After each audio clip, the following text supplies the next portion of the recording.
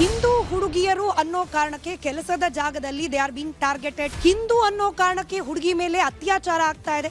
But still ಮಾತನಾಡೋ ಹಾಗಿಲ್ಲ. ಇದನ್ನ ಮಾಡ್ತಿರೋದು ಒಂದು ಸಮುದಾಯ ಅಂತ ಹೇಳಂಗಿಲ್ಲ, ಹೇಳ್ಬಿಟ್ರೆ ಕಮ್ಯುನಲ್. ಒಂದು ಹೆಣ್ಮಗಿನ ಮೇಲೆ ಅನ್ಯಾಯ ನಡೀತಾ ಇದ್ರಲ್ಲ, ಬೇರೆ ಹಿಂದೂಗಳು ನೋಡ್ಕೊಂಡು ಏನು ಇದ್ ಮಾಡ್ತಾ ಇದ್ರ? 2 ವರ್ಷ ಕಾಯ್ತಾ ಇದ್ದೀರಾ ನೀವು ಅವ್ರು ಪ್ರೆಗ್ನೆಂಟ್ ಆಗ್ಲಿ, ಅವ್ರ ಜೀವನ ಹಾಳಾಗ್ಲಿ ಅಂತ.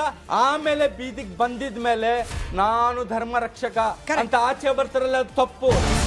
ಕೇರಳ ಹೈಕೋರ್ಟ್ ಸ್ಪಷ್ಟವಾಗಿ ಹೇಳಿದೆ, ಇದು ಲವ್ ಜಿಹಾದ್ ಹೆಸರಿನಲ್ಲಿ ಕಳೆದ 5 ವರ್ಷದಲ್ಲಿ ಕೇರಳದಲ್ಲಿ ಸುಮಾರು 12,000 ಈ ಕಾಲೇಜು ಕೋರ್ಸ್ಗಳಲ್ಲಿ ಸ್ಟಡಿ ಮಾಡುವವರನ್ನ ಹಿಂದೂ ಧರ್ಮದ ಯುವತಿಯರನ್ನ ಕನ್ವರ್ಟ್ ಮಾಡ್ತಿದ್ರ.